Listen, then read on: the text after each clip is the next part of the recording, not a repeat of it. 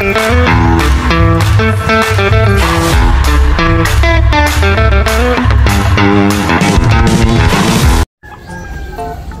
karon na is April 3, 2025.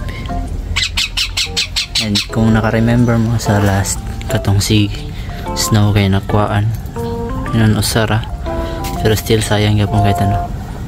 Then mo itong gibuhat ato gilain si Gretel. So dirito ang cage ni Gretel, ako lang ibalin na siya dire guys. And karon lang jud prasa around 11 10 kaping ilang anak na siya. So wait lang sa ano ni tulo ka buok guys yung anak. Huwag nilabot ka ng red, nasa luyo. So hi Gretel, pwede yung tanong dara.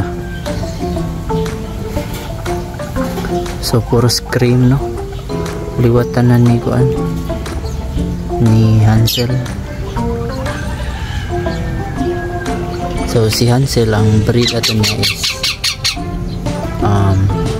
Sheltie mix nga Californian.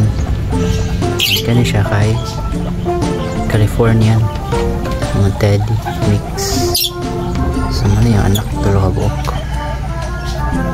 Hi guys,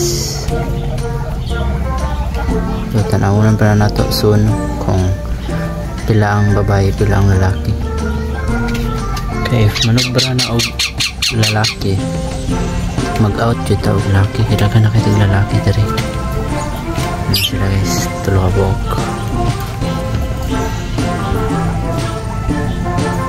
So mga tanong kay tungod atong naitabo ni Snow nga nanganak siya and namatay, mga itong gibot ato siya gisod sa cage para safe yung anak. Ayan, successful. Good that. So puhon magkuha na po tayo sa mga pangalan aning tulo ka buok.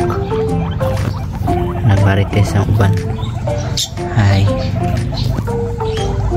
Hi. Welcome to the club, Little Callies. Daw ko'y dunggo ng usa. So wadyo ko kabaw kasi una ani nila no, di para ani nila sa anak ni Snow pag una kabaw ta kasi una kasi away ko ni ko kabaw, pero okay ra duha ang gapon ang kulot guys no sa straight ang balik. Hi Gretel.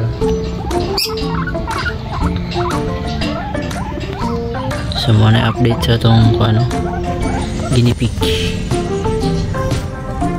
Bago po dyan na siya na anak.